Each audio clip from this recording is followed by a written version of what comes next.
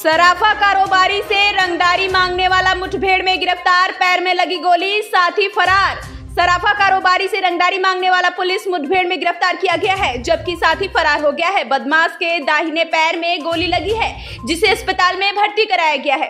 कानपुर में गोविंद नगर के सराफा कारोबारी अनिल कुमार गुप्ता पर गोली चलाकर 50 लाख की रंगदारी मांगने वाले को पुलिस ने मुठभेड़ में गिरफ्तार कर लिया। पुलिस की जवाबी कार्रवाई में बदमाश के पैर में गोली लगी है। पुलिस ने आरोपित के पास से तमंचा भी बरामद किया है। 8 जून की रात वह बिल्लौर से घर लौटते तभी पीछा करते हुए आए अपाची सवार लुटेरों ने उन पर गोली चलाई थी। हालांकि उन दौरान वह कार की डिग्गी से सामान निकाल रहे थे तो उन्हें सिर्फ धमाका ही सुनाई दिया। उन पर हुए हमले की जानकारी उन्हें तब हुई जब हमला करवाने ने फोन करके 50 लाख रुपए की रंगदारी मांगी।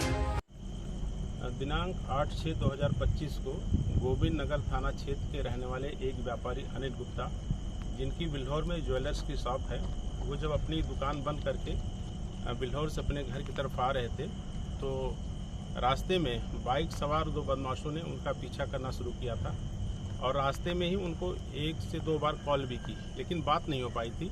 जब अनिल गुप्ता अपने घर पर कार से उतर करके अपने घर के अंदर जा रहे थे तभी 2 बदमाश बाइक से आए और उन्होंने उनके ऊपर फायर किया और फायर करके पुनः दोनों बदमाश वहां से भाग गए।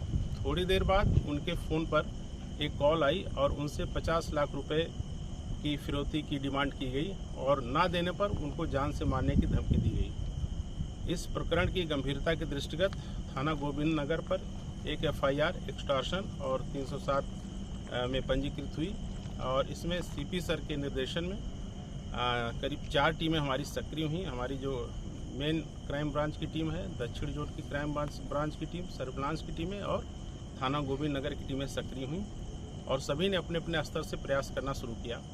और पुनः उसके बाद 10 तारीख को इन बदमाशों ने फिर उस व्यापारी को एक कॉल दी और फिर पैसे की डिमांड की। आज रात्रि में एक सूचना क्राइम ब्रांच एवं थाना गोविंद नगर की टीमों को प्राप्त हुई कि जो बदमाश इस घटना में शामिल थे वो इसी क्षेत्र में कहीं हैं और पुनः किसी बड़ी वारदात को करने की फिराक में हैं।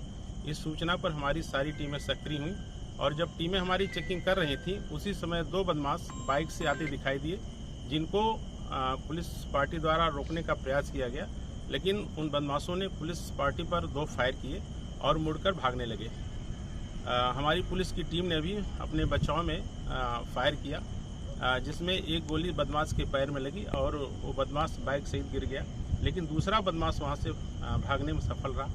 जब उस बदमाश से उसका नाम पूछा गया तो उसने अपना नाम अनुज तिवारी पुत्र हरवंश तिवारी, आनंद नगर, थाना रावतपुर बताया और उसने बताया कि उसके साथ छोटू नामे के एक अन्य बदमाश भी बाइक पे था जो भाग गया वहाँ से।